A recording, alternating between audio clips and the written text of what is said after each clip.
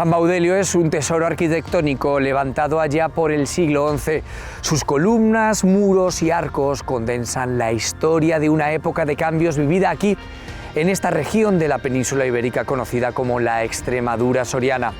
Pero más allá de eso, este sencillo y austero exterior formado por dos simples cubos custodia no solo la historia de ese momento, sino también la historia de todo un país.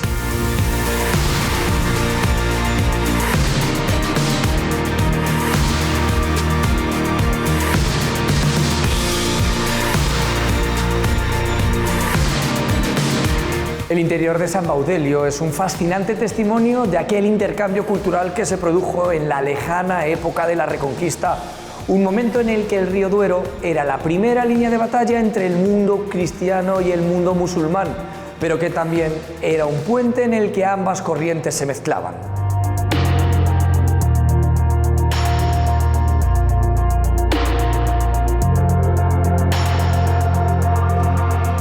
Entre estos muros se produjo uno de los episodios más rocambolescos de nuestra reciente historia. Un marchante sin escrúpulos, vecinos que vieron una oportunidad de hacer dinero fácil y la inanición del Estado y del clero hicieron que estas pinturas acabaran repartidas por medio mundo. San Baudelio de Berlanga fue víctima, pero también el kilómetro cero para la protección eficaz y real de nuestro patrimonio.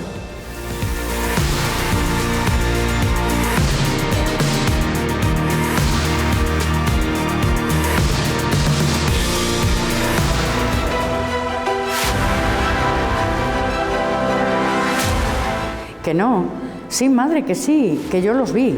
4 elefantes a la sombra de una palma. Los elefantes gigantes. Y la palma, pequeñita. ¿Y qué más? Un kiosco de malaquita y una ermita. Una patraña, tu ermita y tus elefantes. Ya sería una cabaña con ovejas trashumantes. No, más bien una mezquita tan chiquita. La palma me llevó el alma. Fue solo un sueño, hijo mío. Que no, que estaban allí, yo los vi. Los elefantes ya no están y estaban antes. Y se los llevó un judío perfil de Maravedí.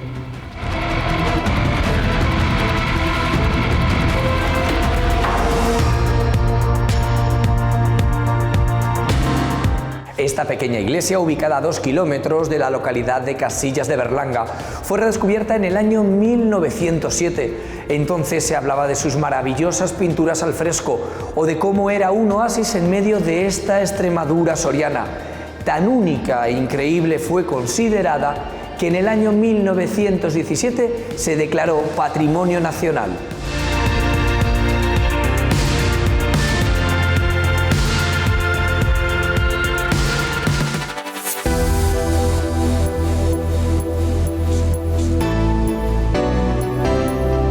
Nos situamos en un momento convulso del siglo XI, cuando esta zona es una zona de frontera entre el territorio cristiano y el territorio musulmán. Una zona que sufrió los empujes de uno y otro ejército y que se halla al sur del Duero, por lo tanto en una zona que había sido más musulmana hasta ese momento que cristiana. En 1060 Fernando I conquista toda esta zona, pero aún así todo seguramente habría algunas otras incursiones musulmanas. Pese a haber sido una zona conquistada por los árabes y ocupada por los árabes, hubo pequeñas poblaciones cristianas que vivían aquí semiocultas o no tanto, y que evidentemente tuvieron esas incertidumbres de la guerra y la frontera, ¿no? Donde después de la memoria de un eremita que se había conservado una pequeña población, probablemente como un pequeño cenobio, se instaló aquí precisamente recordando esa memoria de aquel eremita. Este santo, del que no tenemos el nombre y que evidentemente no fue después ni santo ni beato, porque si no se hubiera permanecido su nombre en la memoria, pero sí que se conservó el recuerdo de esa presencia. Y bueno, tanto es así que con el tiempo se construyó la ermita, que probablemente fuera iglesia de un pequeño monasterio. Además de que San Baudelio nos cuenta una historia social, política y económica que conmueve y que es lo que le da contexto y es lo que le da profundidad, ¿no? Y esa emoción cuando entramos, hay 2 rasgos indudables. El primero es su arquitectura y el segundo son sus pinturas, conservadas con todos los accidentes que conocemos y las pérdidas que conocemos, y que nos permite aproximarnos a unas formas de religiosidad y de espiritual que aún hoy podemos percibir al entrar, ¿no? La arquitectura y las pinturas son únicas, de hecho es un unicum dentro del arte prerrománico y románico, no solo de España, sino incluso de Europa. Es una historia que se percibe, uno entra y percibe sin necesidad de explicaciones una espiritualidad de unas poblaciones que vivieron en riesgo, que vivieron de la incertidumbre y además supieron crear y crearon algo tan extraordinariamente bello para dar cauce a esa espiritualidad y a esa incertidumbre como esta iglesia, que insisto, es un único. Es imposible ver otra arquitectura similar.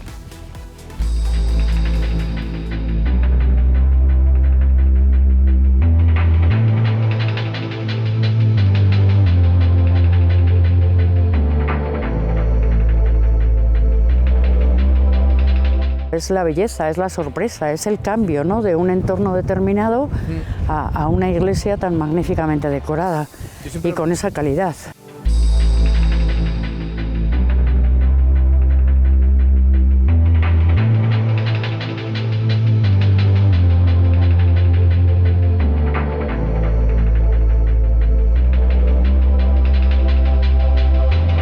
San Baudelio plantea un reto importante a la investigación todavía en estas fechas, y es que cuando entramos lo primero que encontramos es un gran pilar que se abre en forma de palmera.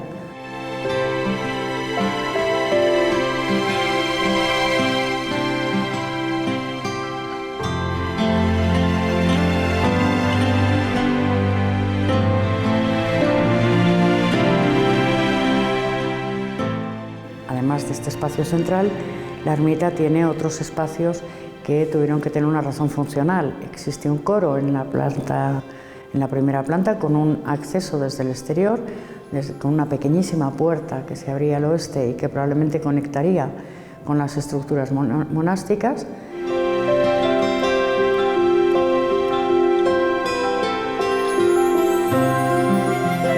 Bajo este coro hay toda una arquería que evidentemente a todo el mundo le recuerda siempre la influencia musulmana. Está el espacio central que determina la palmera.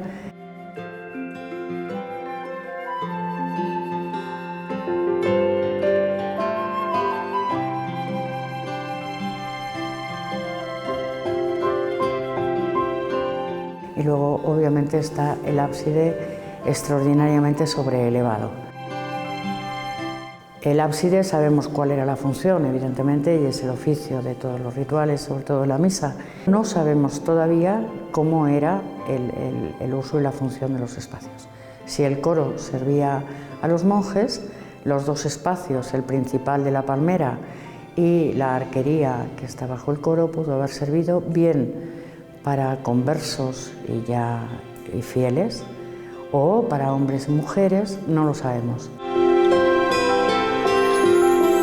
Cuando se decide construir aquí delante, precisamente de la cueva donde vivió el eremita, se retalla el suelo para generar una plataforma uniforme y recta.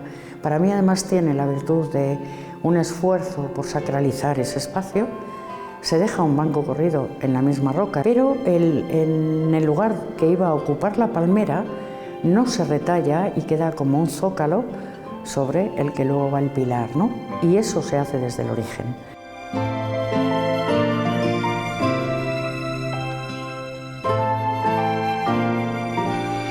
Tenemos la certeza de que toda la arquitectura de San Baudelio fue concebida desde el origen. Incluso el ábside, que como decía está sobreelevado respecto a otros muchos que conocemos, puede tener dos razones. Una de ellas es tener que trabajar menos tallando la roca, porque aquí buza de una manera diferente, o bien también resolver la visibilidad desde los distintos ámbitos que hemos visto de la iglesia.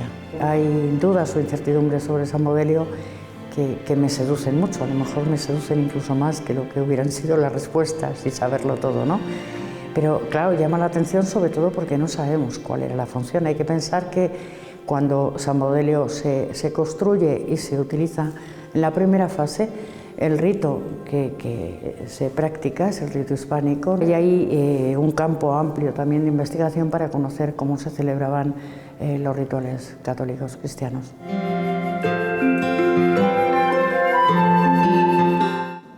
En su origen, la iglesia de San Baudelio estuvo completamente cubierta de pinturas en todos sus rincones, incluso en esta pequeña y misteriosa capilla. Era algo muy típico del arte románico. ¿Pero por qué entonces decidían pintar las iglesias?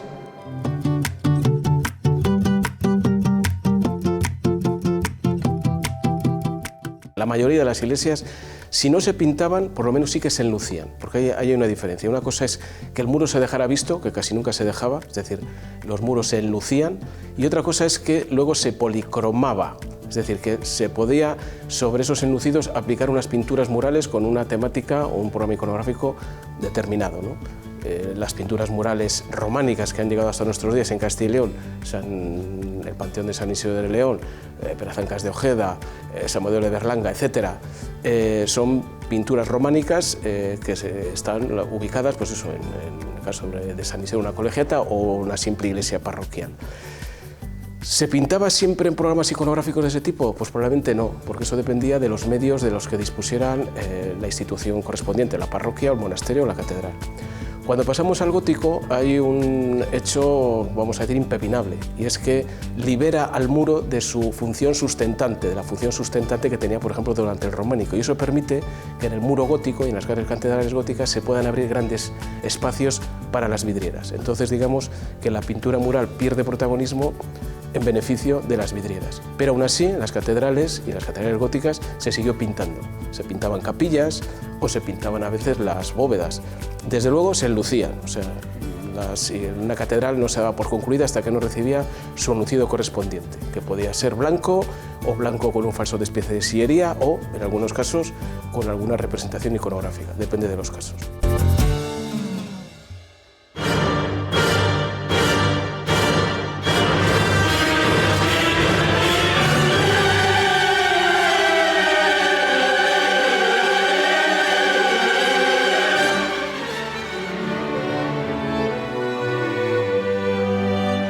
Es la transformación de una ciudad en otra, ¿no? Es la reconversión en la que la ciudad se convierte en una especie de gran escenario en el que se representa la pasión, pero no se representa solo la pasión de Cristo, ¿no? Se representa la pasión y toda la carga tradicional que tiene ese proceso, todos los nexos que genera entre la gente de aquí y de la que no es de aquí, y el transcurso de los pasos por esos ámbitos tan especiales. Es verdaderamente un tiempo muy importante en lo que se refiere a las emociones, ¿no?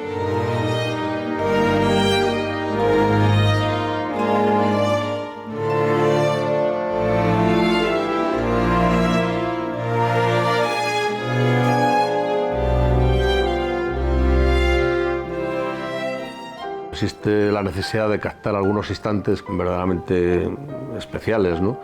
Y hay que hacerlo a toda velocidad. Los pasos pasan y no se esperan a que no posan para que tú dibujes. En esta ciudad la oferta de momentos es una oferta tan espléndida que tienes muchas oportunidades de decir ahora, ¿no?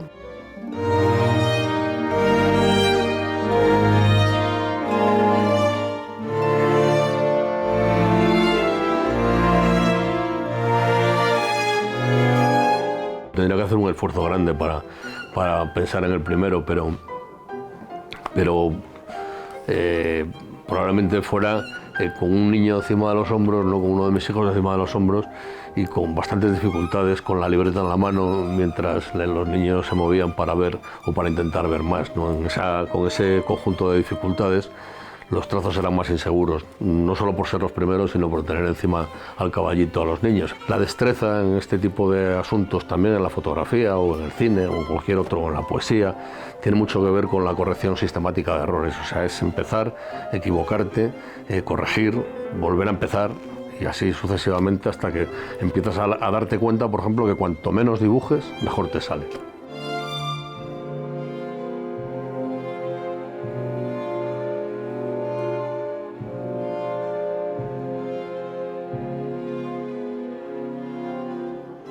Yo no sabría decirte exactamente por qué en un momento determinado me paro y dibujo esa parte, ¿no?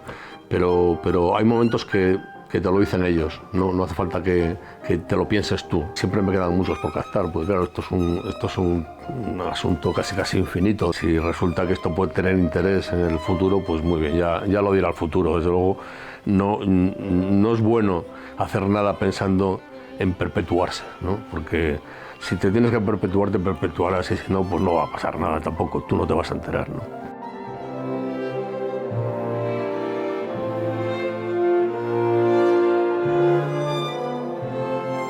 ¿De qué color es la Semana Santa? Pues yo creo que es el contraste entre los brillos del oro, digamos, ¿no? de las piedras, los morados de la indumentaria de muchos de los nazarenos y de los pasos, ¿no? Los caperuces rojos y el negro siempre azulado de la noche zamorana, de la noche castellana, ¿no? Pues digamos constituirían la paleta con la que verdaderamente esos dibujos se intentan llevar a cabo, ¿no? Es una cuestión de forma de expresión, no tanto del medio con el cual tú te expresas, ¿no? De mirada, ¿no? De cómo tú eres capaz de ver a través de los instrumentos que tenemos todos, que son los ojos, lo que está sucediendo en tu entorno.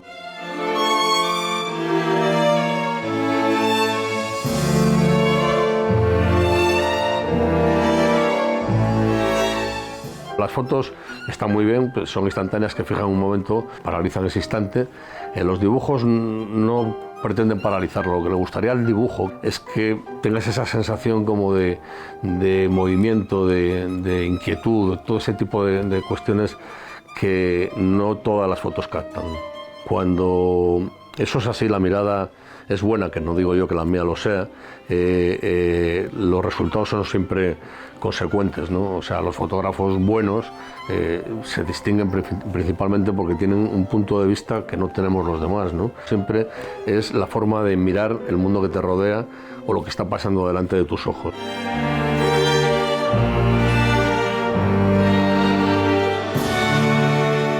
Muchos años digo, este año ya no voy a dibujar, que estoy de dibujar hasta la coronilla, ¿no? Voy a escribir y siempre se me va la mano. Siempre se me va la mano. Yo creo que en los últimos años no hay ninguna Semana Santa en la que no tenga algún dibujo, ¿no? Es más, cuando estuvimos en la pandemia y todo este rollo, yo sacaba las procesiones las sacaba por las redes, ¿sabes? Porque decía, bueno, si no puedes salir, pues las saco yo.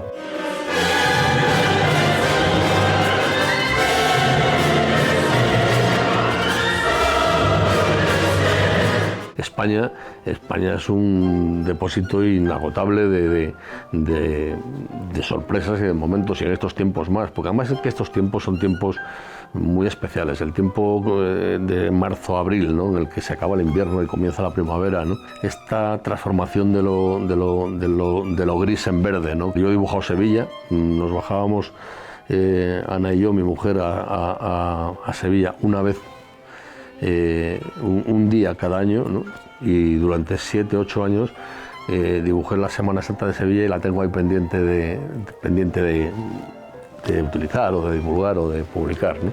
Pues Sevilla es igual, es increíble, ¿no? Encima una ciudad especialmente hermosa por muchísimas circunstancias, ¿no? Casi tanto como Zamora, ¿no? O sea, que ya es decir, ¿no? Entonces, y ese contraste entre la Semana Santa andaluza y las Semanas Santas castellanas, ¿no? que tanto se habla de que nosotros somos serios, ellos no, y tal, es mentira. Ellos son exactamente igual de serios que nosotros, se lo toman con una profundidad tremenda, y después la estética, que es más barroca, es verdad, ¿no? y que es más diversa, es súper llamativa, y tiene el nutriente de miles de momentos que me encantaría capturar, claro que sí.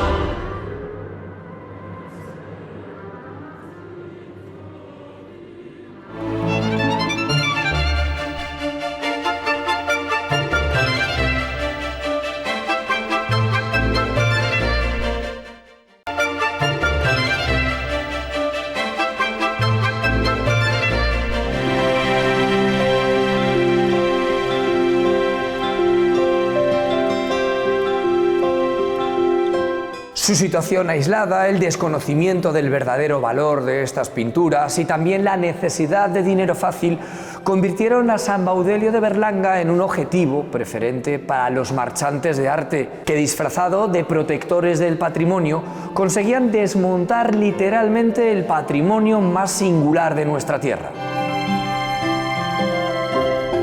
Desde luego es de película o de novela histórica, es una historia que además hace referencia a un momento importante en la cultura de protección del patrimonio histórico y además es una historia que hay que valorar desde el concepto o desde la idea que tenían las personas que vivían en aquel momento de lo que era el patrimonio histórico, que no es la que tenemos ahora. Lo que pasó, y estamos hablando ya en el ámbito jurídico, es que la normativa no estaba pensada para que alguien que quería aprovecharse no consiguiese sus objetivos, que era sacar estos bienes y poder venderlos de manera jugosa fuera del territorio nacional.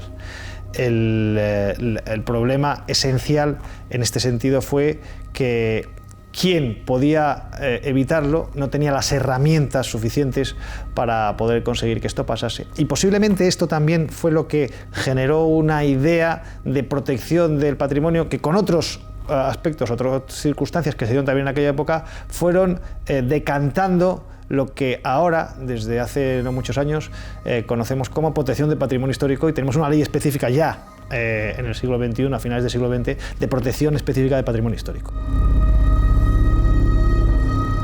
Sí, el capitán Félix Pascual Palomo fue una persona que se involucró directamente en qué es lo que estaba pasando porque consideraba que era un bien importante lo que se quería que proteger ahí y lo que se estaba intentando hacer era expoliar algo que no se podía extraer ni de donde estaba ni sacar del territorio nacional. Él era el capitán de la compañía del Burgo de Osma en 1922 y cuando se entera en el mes de julio de que había unos ciudadanos extranjeros que habían puesto unas telas en la ermita de San Baudelio, inmediatamente por la noche se desplazó al lugar desde el Burgo de Osma acompañado del teniente Pelarda, que la acompañó también a ese sitio, y cuando llegó al lugar, ni corto ni perezoso, automáticamente paralizó esas obras porque no tenía claro qué es lo que estaba pasando, retiró la llave, se entregó a la Comisión de Monumentos de la provincia de Soria y ellos determinaron que hubiese un guarda que se iba a encargar de custodiar la llave y de proteger el patrimonio hasta que se terminase el procedimiento judicial que estaba en marcha. Y automáticamente procedió a la detención e instrucción de diligencias de todas las personas que estaban ahí. Un vehículo salió del pueblo y no pudieron llegar a pararlo e identificarlo. Se sospecha que quien iba en ese vehículo eran el señor Leví y posiblemente el registrador de la propiedad que estaba con él hablando en ese momento. Posteriormente todos acabarían a disposición de la autoridad judicial y se iniciaría uno de los dos procesos que se realizaron en esta época.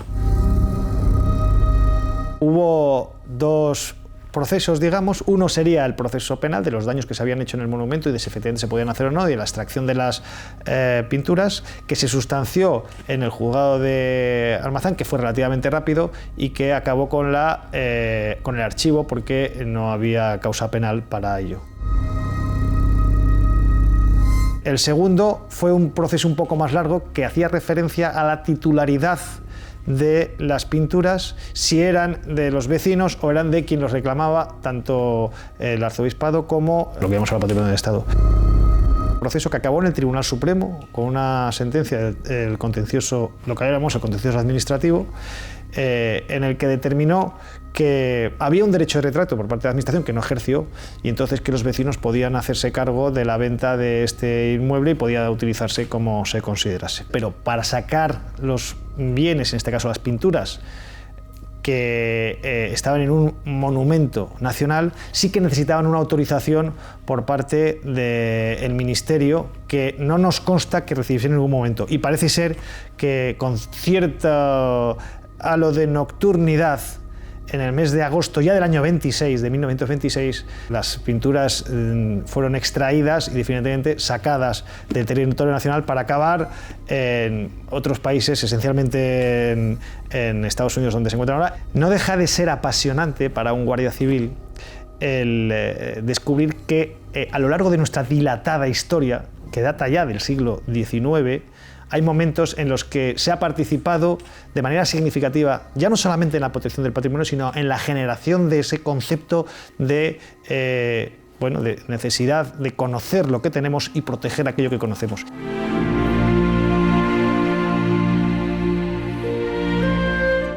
La historia de las pinturas de San Baudelio de Berlanga no acaba en un museo de Boston, de Nueva York, de Indianápolis o de Cincinnati. A mediados del siglo pasado, el gobierno, a cambio del ábside de la iglesia de Fuentidueña de Segovia, consiguió que 6 de aquellas pinturas retornaran y que ahora se encuentran en el Museo del Prado.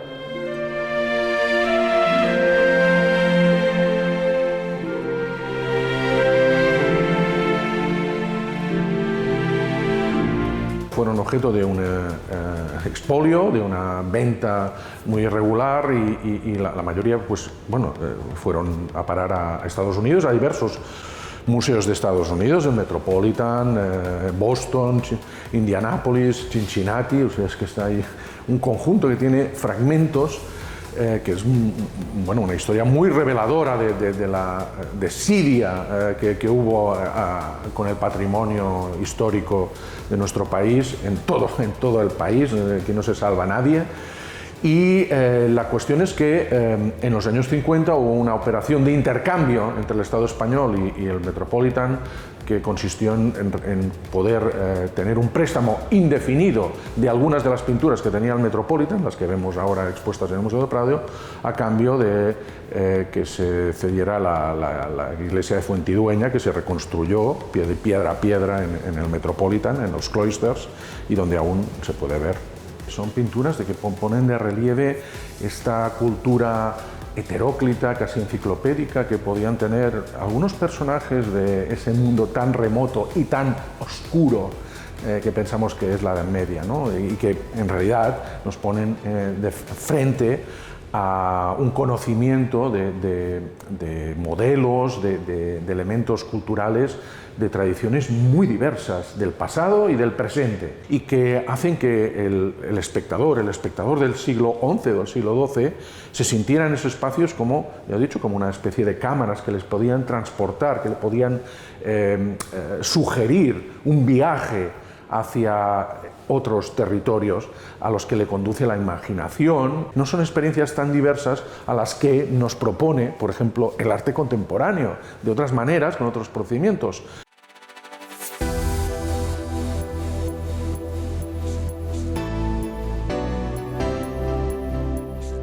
Hay que tener en cuenta que la iglesia era un espacio realmente especial para cualquier persona que habitara en la Edad Media. En él se quería transmitir toda una serie de conceptos, ideas, que no solo eran ideas de tipo, digamos, didáctico-religiosas. Lo que pretendían era evocar sensaciones y experiencias.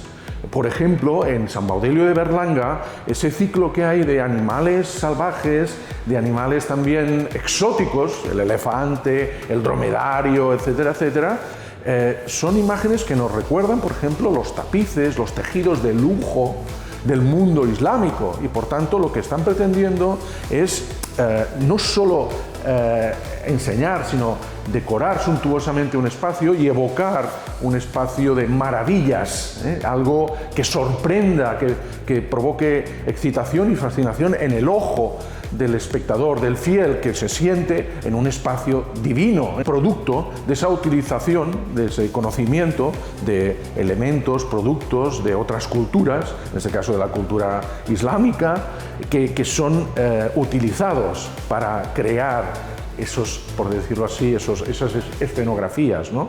Esas escenografías que acompañan a esos mensajes religiosos, ¿no? Tenemos un concepto de la Edad Media aún muy negativo y con muchos prejuicios, y sigue siendo ese concepto de la Edad Media oscura constantemente. La Edad Media los hombres y las mujeres viajaban constantemente, y los artistas también, eran artistas itinerantes. En el siglo XI, para poner un ejemplo solo, hubo centenares, miles de personas que viajaron a Jerusalén en un movimiento que se llamó las Cruzadas. Los pintores que ejecutan estas iglesias de frontera en el extremo Duero, que son Medruelo, Berlanga, Gormaz, son maestros que proceden de la zona pirenaica. La misma representación, antes decía, en Berlanga, de estos animales exóticos que recuerdan tejidos islámicos, pues bueno, nos pone en contexto en esa situación de repoblación, en esa situación de violencia, pero al mismo tiempo también de periodos de paz y de relación con el mundo musulmán, ¿no? Entonces había un comercio de piezas, de lujo, que es también la que nutre también esa información visual de los artistas, que también algunos de ellos podían haber viajado pues a Córdoba o a otros sitios y ver de manera directa esas imágenes, ¿no?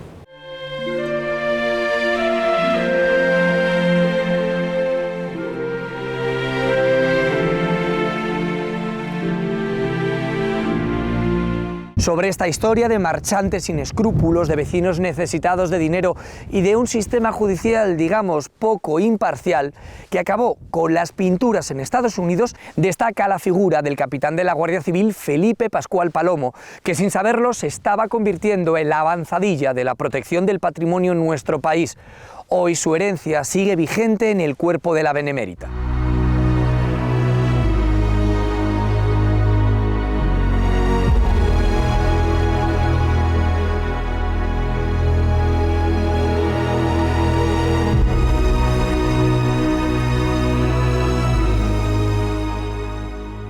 El patrimonio histórico está amenazado debido principalmente a su extensión, a su dispersión y a la gran cantidad de patrimonio que tenemos en España. Los objetos artísticos o religiosos o históricos, arqueológicos, son objetos de libre comercio.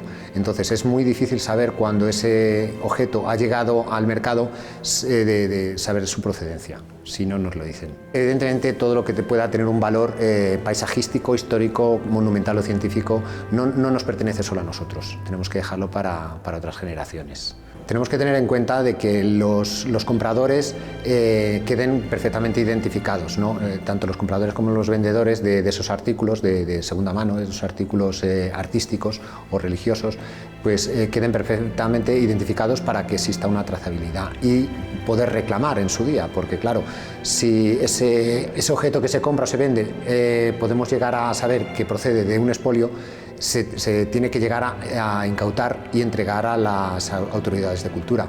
Entonces el tercero que ha adquirido ese objeto de buena fe se ve desprovisto de él. Entonces al único que puede reclamar es a la persona a la que se lo ha comprado. Los principales peligros que afectan al patrimonio histórico son, aparte del propio vandalismo, del desconocimiento, del descuido de la gente, aquí en esta provincia puede ser muy destacado el abandono que sufren las instituciones, los edificios, las zonas arqueológicas, y aparte del lógico expolio, ¿no?, que es el que más nos puede preocupar, sobre todo a nivel de Guardia Civil. Durante el 2023 se han realizado diversas actuaciones que tienen que ver pues, con los expolios, ¿no? De hecho, la unidad de Policía Judicial, la unidad de Patrimonio de Policía Judicial, pudo parar la subasta de unas coronas procedentes de una ermita en Noviercas.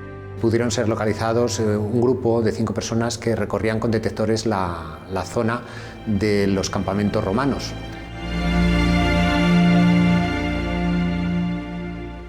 También hemos encontrado a otras personas que intentaban expoliar el yacimiento de Sant Hervás del Burgos, aquí también en Soria, y finalmente en noviembre pudimos localizar más de 1000 piezas arqueológicas durante una intervención. La compra y venta de detectores de metales son objetos que se pueden comprar y vender perfectamente en el mercado, pero no hay que llevarse engaño, estos objetos no pueden ser utilizados sin autorización. Las prospecciones, así como las excavaciones, deben estar autorizadas por las autoridades competentes. La colaboración ciudadana es fundamental en nuestra actividad diaria. Las informaciones que nos van llegando conducen directamente a una inspección. Entonces, en las inspecciones lo mejor para nosotros es no encontrar nada, como ocurre en la mayoría de los casos, pero sí es verdad que muchas veces esa sospecha del ciudadano lleva a una investigación criminal. Para nosotros es parte de nuestro trabajo y entendemos que es nuestra misión proteger el patrimonio cultural pues que puede pertenecer a otras generaciones. A nivel personal, pues evidentemente es una satisfacción. En las pinturas de San Baudelio de Berlanga se puede intuir la figura de la Virgen María. Y es que vírgenes prácticamente hay en todas las iglesias. Eso sí, en algunas incluso aparece vestida y enjollada. ¿Pero por qué sucede esto?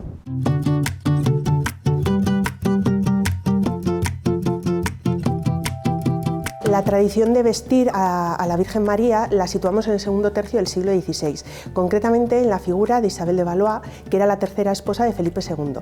Parece ser que fue ella la que encarga a Gaspar de Becerra que le haga una imagen de la Virgen María que aparecía representada en un cuadro de la Virgen de la Soledad que ella había traído de Francia. En el siglo XIX ya es cuando se empieza a fijar qué debe llevar la Virgen María, pues la saya, el manto, el tocado, las joyas, ¿no? En esas primeras representaciones que nosotros tenemos de la Virgen María, que aparecen por ejemplo en la iglesia de Santa María del Trastevere, aparece representada como una emperatriz bizantina llena de joyas, ¿no? Eso se interpreta como la idea de mostrar a la Virgen María como reina, ¿no? Separada un poco pues, del resto del mundo. En el románico y en el gótico no suele aparecer con joyas, así tal cual, pero sí que se pintan muchas veces pues, anillos, pulseras y demás, ¿no? Adornos. Y esto tiene mucho que ver, aparte, ¿no? Con esa idea, ya digo, de representar a la Virgen como reina, como una plasmación del poder, porque en el siglo XVI lo que vamos a ver es que muchas personas, instituciones y demás ofrecían joyas a la Virgen para adornarla, para hacerla mucho más grande, pero ellos lo que buscaban pues, era mostrar ese poder y en cierta forma pues, una mayor salvación.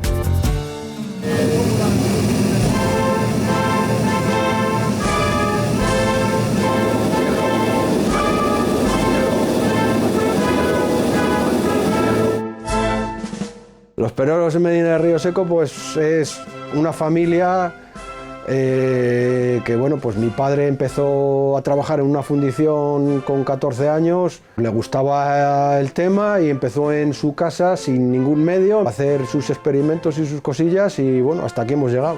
Yo soy el que le sigo. Te atrae de dos formas. Primero que puede ser una manera de ganarte la vida, difícil pero bueno, y sobre todo pues al tenerlo en casa, al verlo siempre desde pequeño, pues intentar también poder tener un taller con el nombre, pues algo que empezó tu padre, pues si se puede seguir y vivir de ello. No es encontrar la tierra ya preparada, hay que prepararla, es un trabajo que también no se suele ver.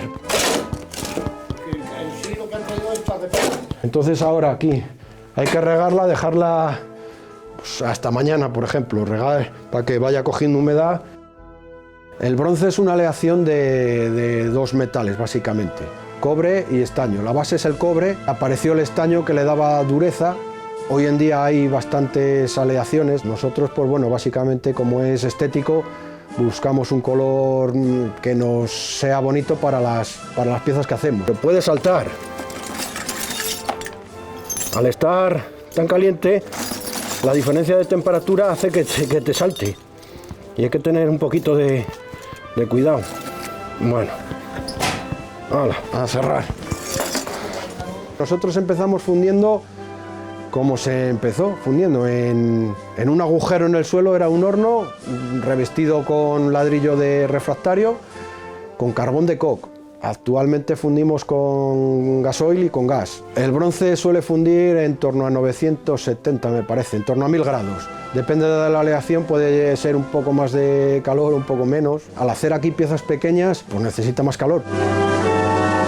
Nosotros la técnica es a la arena, moldeo en verde. Los moldes son de arena, cada molde, una vez que tú levantas la pieza, se pierde. Tenemos moldes propios digamos, porque pueden valer para todos o demás, y también viene gente que ha hecho en la pieza o la tiene diseñada en su cabeza incluso, y si se puede llevar a cabo, pues evidentemente hacemos todo lo que se puede.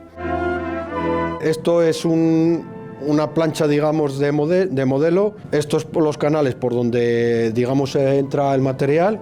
Tenemos 2 piezas que son 2 cruces y 4 letreros. Esto es lo que sale en ese molde que está ahí. Los moldes suelen ser de 2 partes. Esta es la parte de arriba y esta es la parte de abajo. En un lado queda registrado una parte y en la otra queda registrada la otra. Como veis, el molde se pierde y ahí ya salen las piezas que luego habrá que cortar y ponerlas bonitas.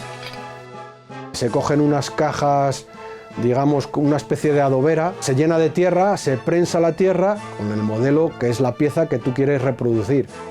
Se quedan unos canales y digamos, un embudo que llamamos bebedero por donde se vierte el metal líquido. Ya está fundido.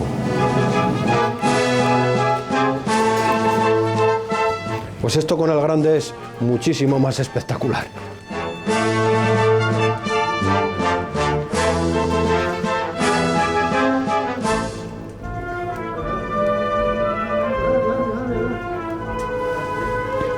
En el momento que tú sacas el material del horno se enfría rápido, se solidifica rápido, se enfría un poco más lento, depende del grosor de la pieza, pues se puede tardar desde unos minutos hasta, pues a lo mejor, yo qué sé, pues unas horas.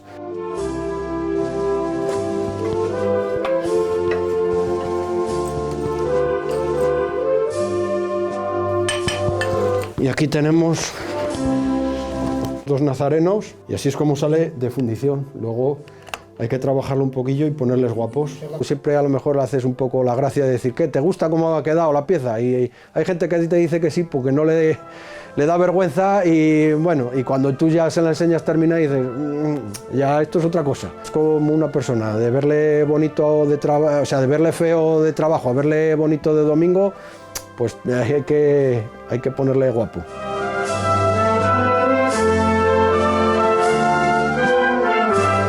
San Baudelio es producto del trasiego repoblador de las Extremaduras sorianas, unas tierras que estaban alejadas de todo, pero que también fueron lugar de intercambio cultural. Las labores de restauración y de conservación de este lugar nos permiten comprobar cómo aquí lo civil, lo social y lo religioso conviven entre estos muros milenarios.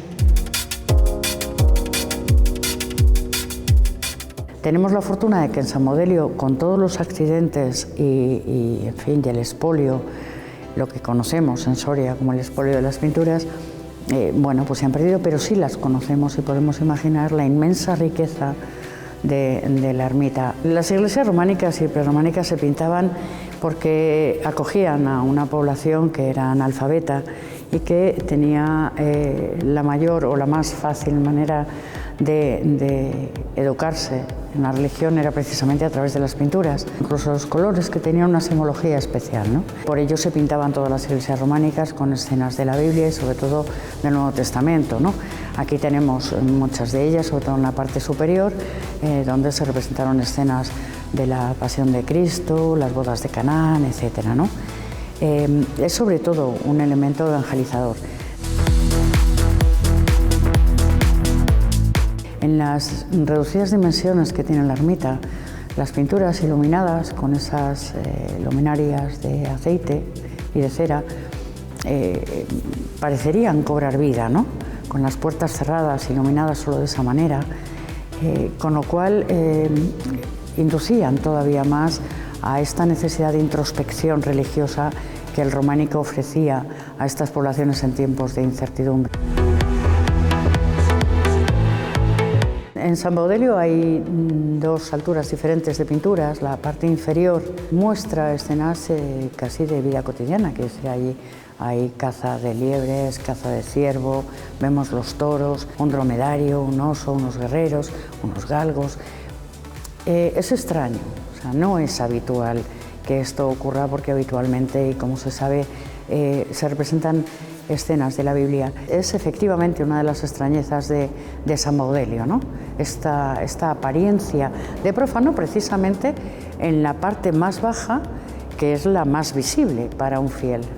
Es verdad que los animales tienen una simbología en el cristianismo, pero aquí tienen un carácter excesivamente profano y a mí me llama la atención y ha sido una duda. Ha habido autores como Ramón Aznar que siempre han creído que responden a dos momentos diferentes, incluso desde luego a dos autores diferentes, y otras personas como Milagro Guardia Pons, que ha creído que son del mismo pintor, o mejor dicho, del mismo taller, y que serían contemporáneas. Siempre hemos entendido que la Edad Media es una ruptura dramática y radical con toda la cultura anterior, y no es así, ¿no?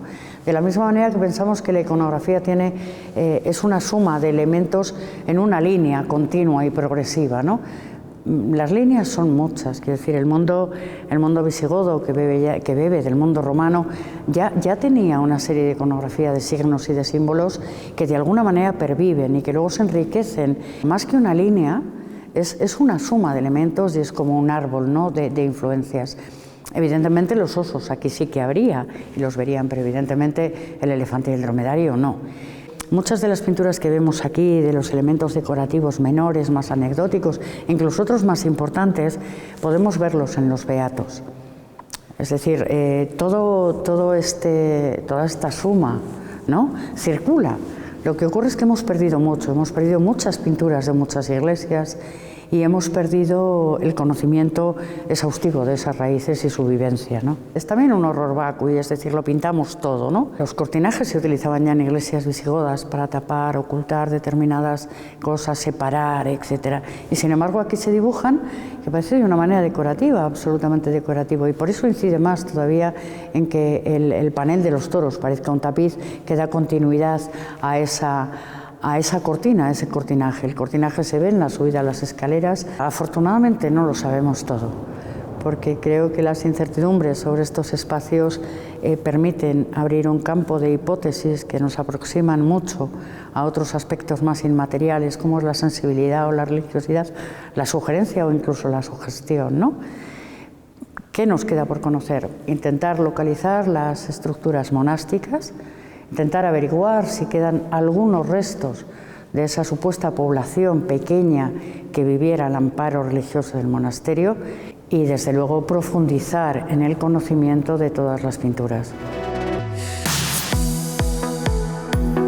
Ocurre en San Baudelio que muchas de las personas que vienen se emocionan, personas introducidas o no en este arte, ¿no? Se emocionan porque sí perciben la espiritualidad que existe en San Baudelio.